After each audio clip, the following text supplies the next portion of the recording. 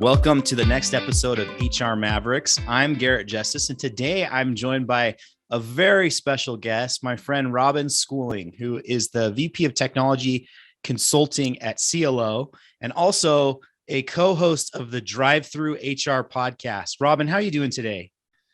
Garrett, I am doing fabulous. I'm, we're just past the first day of summer here, so I'm sweating. But I love it. That's good. It's a good to change, right? that's right. We love it.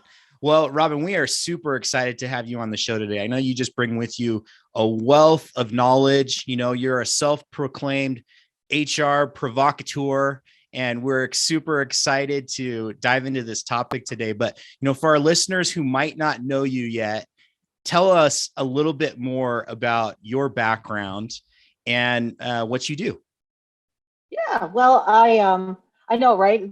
It's kind of fun when you can call yourself whatever you want sometimes. But really, I'm a lifelong HR and recruiting practitioner, and no matter what my job may be, at the core, that's what I am. And I've worked in industries ranging from banking to higher education, to healthcare, to casinos and other gaming entities. I've worked with companies, with less than 100 employees and companies with thousands and tens of thousands of employees. So I've really sort of run the gamut, I guess. And, as you mentioned, my current role, we were recently acquired, which was quite exciting. My current role is as VP of Technology Consulting at Cielo. And we're a leader in global acquisition, global talent acquisition. And in fact, the purpose of the company, which I just absolutely love and it speaks to me, is to illuminate talent wherever it's found. And so that focus really on talent acquisition, but all the way through then retention and what's the experience we create for people.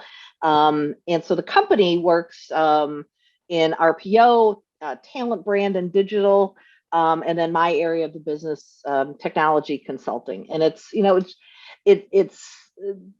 a great sort of focus that we have, very future forward, looking at innovation and inventing and originating and things like that. So quite exciting. I'm also a longtime HR blogger and, as you mentioned, co-host of DriveThru HR, running since 2010, one of the longest running HR podcasts, before we even called it a podcast. Yeah.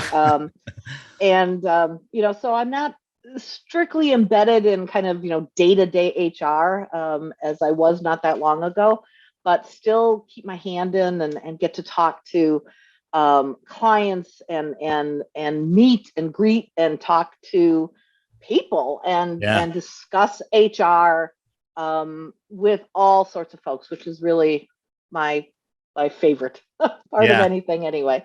That's so great. And we're super excited to have you on the show. Like I said, I know you bring this wealth of HR experience and knowledge with you. And so we're super excited to tap into that. Before we kind of jump into our topic today, though, one of the questions I really like to ask a lot of our guests is what drew you to the field of HR? And part two of that question is what's really kept you in the field of HR? I'm one of those people who fell into it accidentally once upon a time, as quite a lot of us do. I think I started many years ago I walked into a staffing agency and, was kind of fresh out of school, had really not a whole lot of work experience, and went to this staffing agency to see if they could help place me in a position. And I ended up being hired by the agency. And so started working at the agency, and that's how I got into recruiting. Then went into a corporate HR department, and started in corporate recruiting, and then just went off into HR generalist roles and HR director, VP roles, ultimately as time went on. And I've never left. I have found it to be, well, I've had my moments where I thought about leaving. I just find, especially when I look back at how HR as a profession has progressed, still a lot of work to be done, But we are the engine that, when we're running efficiently, effectively, and we are on all cylinders, we are just integral to the success of the business, because it's the people that make the business successful. Yeah. And so when we find a way to connect what we do and connect our individual employees to the goals and aspirations of our organization, Yeah. we're driving that success. Even with the most mundane things we do, um, and the tasks that we do, we can find a way to make that exciting and integral to the business and the success of the business. Yeah, I totally agree. I'm so glad you brought that up, because I think it's easy sometimes, especially in a small business, to lose sight of that role. That, again, that people are, especially in today's changing world, people are the reasons why businesses win, why they can build healthy, enduring businesses. And when you can get that people stuff right and really focus on that as a strategic advantage and strategic part of your business, that's when you're successful. It's like you said, it's sometimes it's hard. Well, it's easy to forget that, and in the mundane day to day. But when you can zoom out and look at that and remember that, focus on that, whether you're a business leader or a small business HR person or someone else, that's really the goal of all of it. So I'm so glad you brought that up. Mm-hmm. Mm-hmm. So good. Well, Robin, excuse me, I'm losing my voice a little bit here, but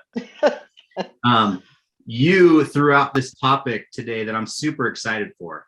It's a non-traditional topic, and that's what I love about it. It's unique, and I think it is 100% you wrapped up in this topic today. So you kind of threw out this topic of, okay, we have the royal family, and we have Meghan Markle, or Meghan, the Duchess of Sussex. Was that her former title, or does she still retain that title?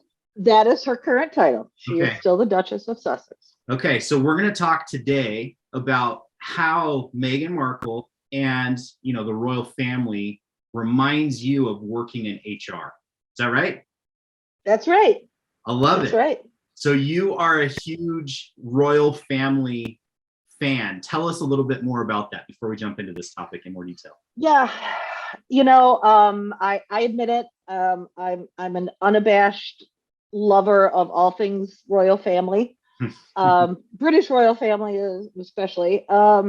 I've read lots and lots of books over the years and watched documentaries and movies and TV shows about the Tudors and Queen Elizabeth I and Queen Victoria, etc., etc.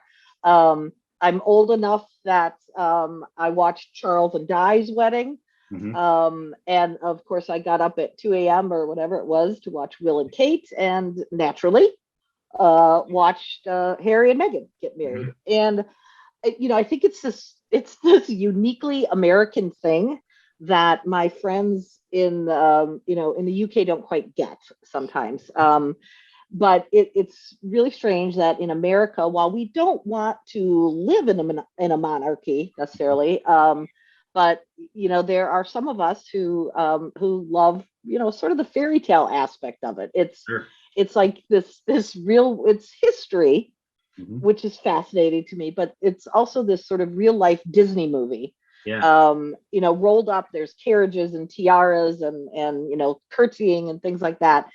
And there's these sort of sexist overtones to it that make me cringe. Mm-hmm. And there's these remnants of colonialism that make my skin crawl.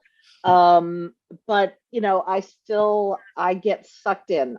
There's something about the pomp and the historical continuity that get to me. And you can bet I consumed all that I could around the Royal Jubilee a few weeks ago as well. Yeah, I love it. I think you're not alone. There's so many of us who are in that same boat, and I think you're absolutely right. It's that fairy tale aspect of it. I mean, I have two young daughters who love playing dress up every day and pretending that they're princesses, and so I get it. Yeah. It's a real life fairy tale there. So what I'm really curious about is, you are saying that Meghan, the Duchess of Sussex, can help us learn lessons about Mhm. working in HR. So that's what I'm really curious about. So let's dive into that. Tell us Yes. a little bit more about that. Yes. Well, first of all, I strongly, strongly believe that one of our key responsibilities as HR professionals is to continuously scan the environment. And so I always kind of revert back to the PEST model, sometimes PESTLE, but PEST is the shorter version.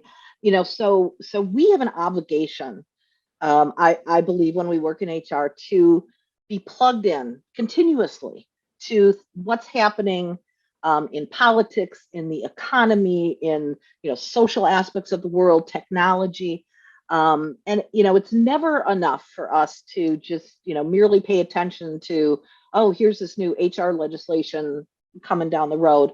Right.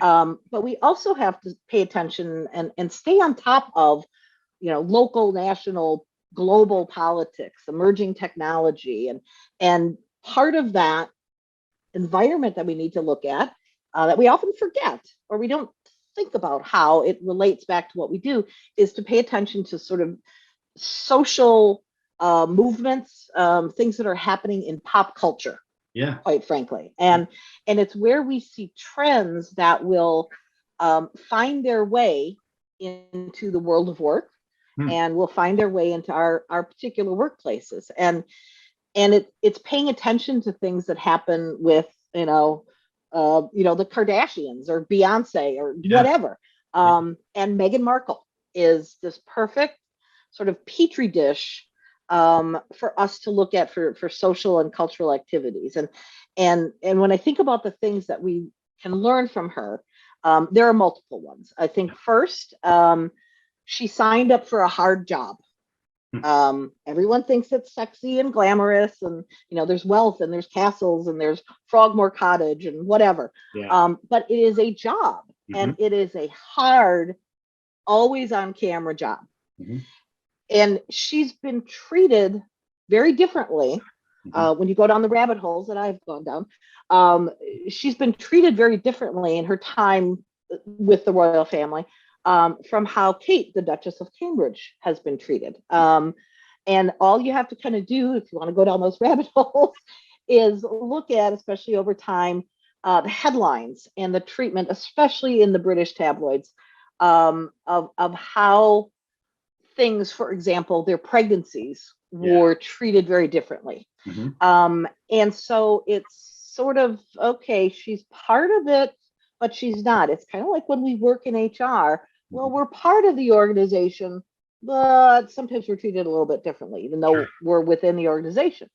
Another aspect that I think reflects back into HR is the realization that she has undoubtedly suffered from outright racism and misogyny. And again, I've kind of gone down a lot of these rabbit holes, but she has been called some just absurdly vile things merely for existing. And it that sadly correlates very much to the work that we do in HR. We live in a world and in the US, in a country that we're subjected to folks that are our fellow citizens, where racist ideologies and actions surround us every day. It's a reality. And it's incumbent upon us as HR professionals, especially those of us who are white HR professionals and aren't living that, to educate ourselves, to confront some truths, and to have those uncomfortable and challenging conversations. And we need to confront those sort of ugly aspects of our history and of racism head on with our employees or our managers or our leaders. And we need to bring our knowledge and our understanding. And I'm not talking from a compliance standpoint, because that's kind of the easy way out, but from a place of history and humanity and personal integrity. And and I think the final lesson from Meghan, it's lots of lessons. I think one of the final lessons is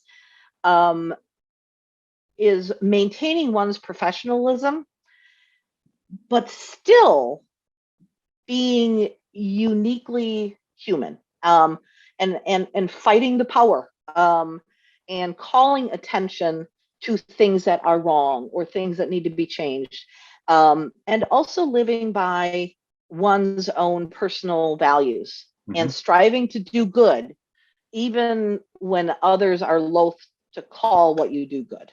Yeah. So good. I'm getting it. I'm seeing the vision here of how these connect for sure.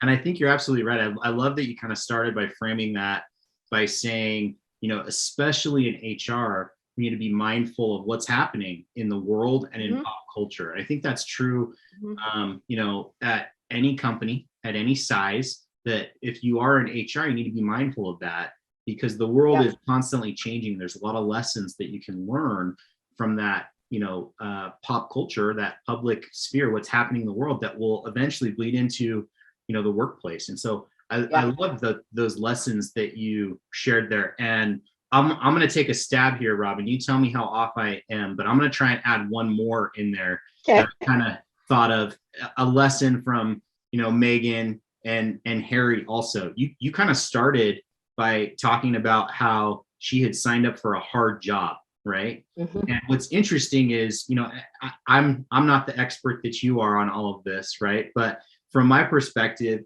eventually that job became too much, and the quote unquote employee experience for them maybe wasn't there being part of the royal family. Mm-hmm. And so they kind of made a hard Mm-hmm. decision to remove themselves to some Mm-hmm. extent from Mm-hmm. that hard job because the organization of the royal family didn't focus enough on improving that employee experience. And it's so similar to what we're seeing today with the quote Yes. unquote great resignation and everything else, whether it's you don't treat your HR people with enough respect and don't see HR as a strategic function, but more of an administrative function, or whether it's Mm-hmm. for your employees, if you don't create the experience that they want and need in their work environment, ultimately they're going to leave, even if at the beginning they thought it was this like fairy tale story, right?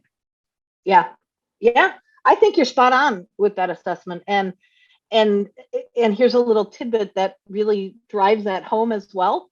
Um, the um, the firm, of course, that's what the royal family internally call see themselves as a business. They call Mhm. themselves the firm, and it is a business. It's huge, obviously, right?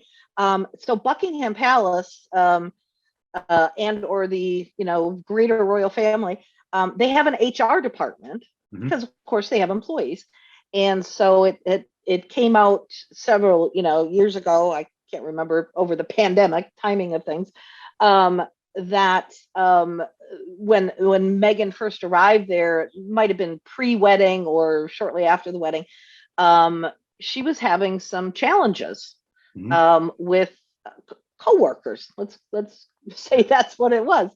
And she went to the according to her and Harry, she went to the internal HR department, and did not get the support Mhm. that, from sort of a mental health, sort of a well-being standpoint, that they felt she should have received from that HR department. And so it's sort of been under the radar. And now this week, over the last week or so, there's all these headlines in the tabloids kind of resurfacing it, and trying to, in some respects, downplay it again. I think I'm a Meghan and Harry fan, so I can say that. um, but it is a job with an actual HR department. Yeah, you're absolutely right. So interesting. So I want to go back to Mhm. something that you said previously, and you kind of talked a little bit about, these strong non-fans that Yeah. Meghan and Harry have had, in the kind of public sphere. And you kind of hinted at this a little bit, but you think that there are probably some takeaways from Mhm. this, especially if you work in HR too. Tell us a little bit more about that. Yeah. Again, absolutely, because here's the reality, and that is that most people hate to say this, when we know we're HR mavericks, but most people don't like HR. They don't. I mean, and we know it for whatever reason. The average employee sometimes wonder exactly what we do all day. They think we're making decisions and issuing edicts, at a whim or something. They don't understand how the sausage is made, if you will. And sometimes, business owners and CEOs and managers, see us as an obstacle, as opposed to a partner. And, they'd rather walk across broken glass than come down into our, sacred HR department. And, there's these internal naysayers that we run into in our companies, much like Meghan and Harry have had to battle with the palace insiders and even her own family, for heaven's sakes. And then there are also the external folks who are not fans of HR, or our particular delivery of HR. All you have to do is check Reddit message boards or go to Google and write, type in search HR sucks or something, and you'll see all kinds of things. And, the lesson here is that, yes, there will always be haters. So all we can do, as HR practitioners, as HR leaders, is do our best work, and be our best selves. Love it. Yeah, that's perfect. I think you're absolutely right. And it is something that HR is seen as the red tape people, and maybe not in the best light at many organizations. It is something that is true and that we're trying to actively change, right? Without going down a rabbit hole too far. I want to dive into that just a little bit deeper. Why do you think that is? What is it about HR that brings that perspective from either internal or external critics? I think there are numerous sort of factors and variables that go into that. And sometimes it's as simple as what someone has previously experienced. We hire someone into our organization that is coming from another entity where HR was, the rules police and the stopgap and seen and truly maybe perhaps was a group or a function that was seen as ineffective, inefficient. Payroll was always wrong, whatever. And so we have somebody new join our organization, and we have to overcome what they've experienced before. Right. And so that, I think, is a lot of what we run into, and that unfortunately keeps sort of this perpetual cycle going. Independent of the bad press that sometimes HR may get, again, some boneheaded move that, giant corporation over here did handling a harassment case or whatever, right? That makes news. Sure. So we're painted with that brush as well. But I think as individual HR leaders or practitioners in our organizations, the best we can do is focus on creating a great HR function, an HR experience that takes care of the business and all those things we have to do, right? Because we're never going to get away from, there's just stuff people are never going to know what we're doing or why we're doing it, but we know, right? Oh, it's compliance, it's ACA, whatever. Yeah. But then simultaneously, never lose sight of that we are influencing how people think about HR overall. Yeah. And those little moments that matter in Bob in accounting's 5-year tenure with us, those little moments that matter. If Bob can leave my company and go somewhere else and say, man, I had a great HR experience at ABC insurance company. Yeah. I've changed one person's outlook of what HR can look like.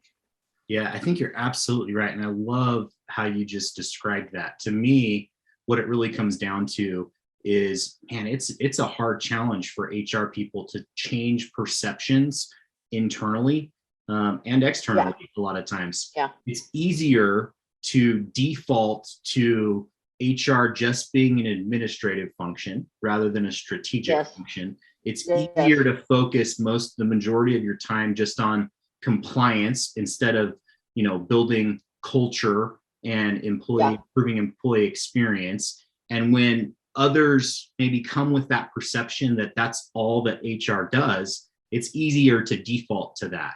And I think what right. you're saying is, to change that perception, you can't lose sight of, yeah, there is some compliance aspect that's inherent in HR, but the bigger picture, again, is building a workplace where people can thrive, right? And Yes, there's so many other things involved in that besides just compliance, because when you can build, a workplace where people can thrive, that's where the business ultimately thrives, right? exactly. Where people and the business thrive together. And that's ultimately the goal of, in my opinion, at least, of HR. And so it's a hard challenge, but I completely agree. That's the Hmm. only way that you're going to change perception of business leaders to be seen as a strategic Hmm. partner, right? Hmm. And of employees to know that, HR has your back and they're helping to make a better workplace for you as an employee, right? Absolutely. So good. So good. So, Robin, you started this off talking just a little bit more about this fairy tale and why we're all intrigued by the royal family with this fairy tale. And so, to kind of bring this home, do you think that there can be this fairy tale ending for Meghan and also for, HR people? I do, and maybe I'm a hopeless romantic. I don't know. I'm a hopeless romantic and an optimist. But I do. I truly do. I think much as what I see Megan doing. Um, when we work in HR, we can do similar things, and that is to um, live by your personal code of values. We know what drives her for what we've seen, right? She's driven by social justice issues and women's issues, and she's very consistent in sort of this footprint that she's left throughout her life. So it's living by your personal sort of code of values. It's delivering the best HR service that you can for your organization. Whatever world you're living in, do your best work. Be true to yourself. Do your best work.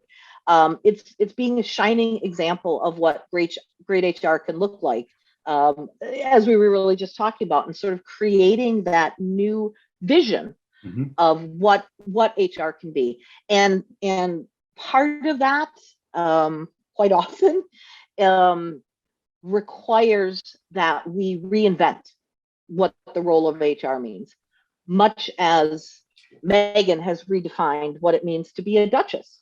Yeah. It's reinvention, it's rethinking, and so we in HR may not have this huge global platform or the sphere of influence that the Duchess of Sussex has, but we do have opportunities. We do have a sphere of influence, and we have the opportunity to change the world as well, or Mhm. our quarter of it. And I think there's the fairy tale ending. We can do that. We can affect change. I totally agree. If there's anyone in an organization that can affect more organizational change, it's probably HR, right? Probably Yeah. more than anyone else in an organization. Is what I'm trying to say. And I really like that you talked about how, Meghan has her values, her things that she stands for, that she feels are important. And I think Mhm. that it's really important for, all employees, but especially HR, to understand what value they bring and what they stand for and what's important to them. And then Mhm. to bring that to the organizations that they're working in and help align their values with the organization's values and hopefully change perceptions. And ultimately, if the organization is not ready to do that and there's misalignment, then ultimately finding an organization that has similar values to that HR person. And that's where they're going to impact the most change and have the biggest impact. Is that right? Absolutely. Yeah, good. Well, Robin, this has been such a great conversation. I love the creative, topic here. And I totally think that there are some great takeaways from this. As we kind of wrap up here, I'm curious if you wouldn't mind summarizing for some of our listeners just a couple of the takeaways you think were brought up in this conversation today about what can HR take away and learn from, the royal family and Meghan Markle specifically. Yeah, I think it's, I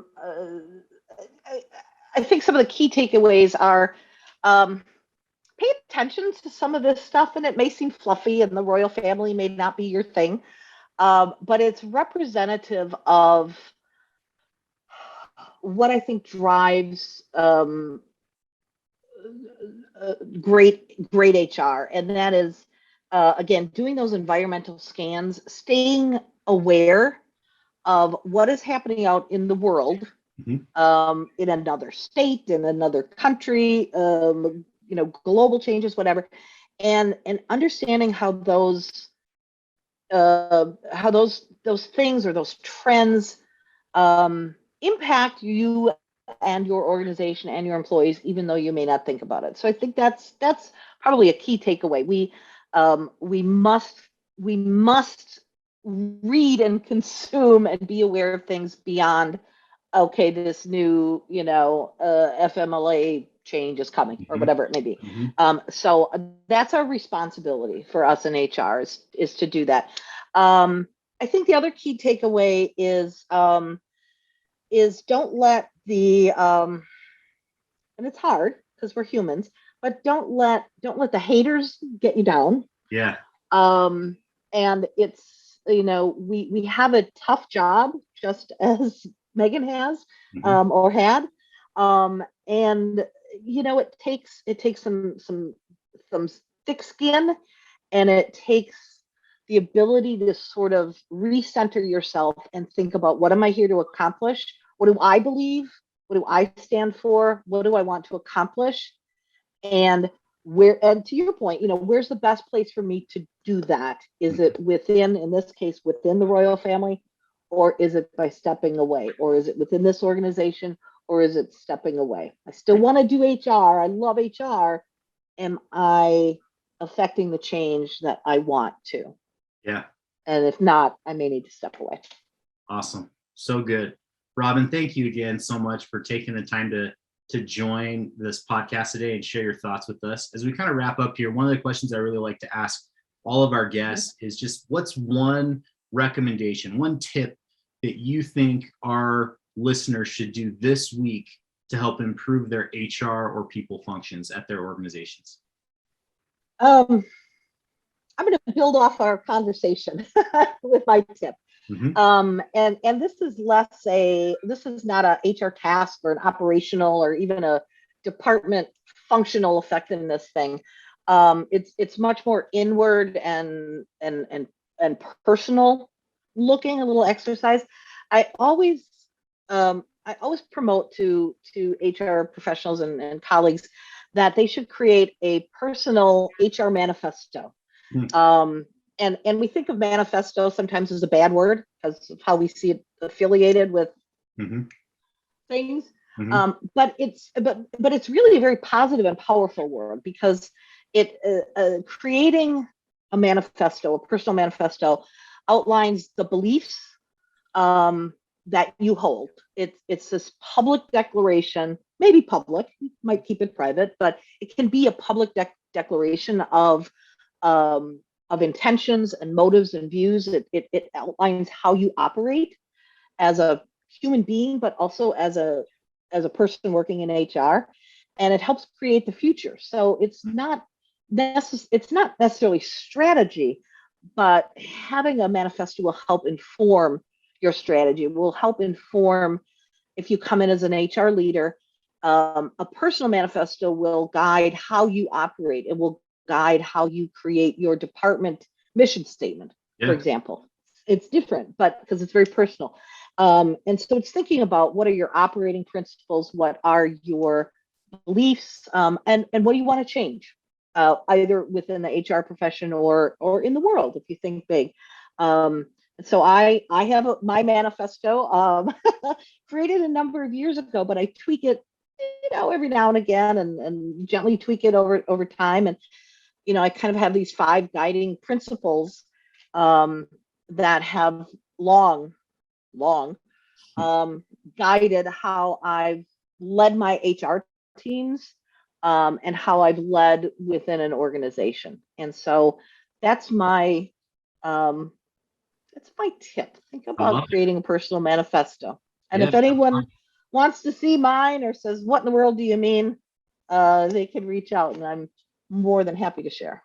I love it. I don't even work in HR, but I'm going to go do that this week too. I think it's a great idea. So, well, last question then, Robin. If there are people who want to get in contact with you, if they have follow-up questions on anything we talked about today, what's the best way for them to do that? It is very easy, quite frankly, to just Google me, and you can find me. I'm all over the place online. Certainly LinkedIn, Twitter, probably the 2 easiest, quickest reach outs. You can find me on my blog, robinschooling.com, and connect with me through there as well. Awesome. Well, Robin, thank you again so much for taking the time to share some of your thoughts with us today. Hope you have a great rest of the day and you can stay cool in that warm weather. Yes. Thank you, Garrett.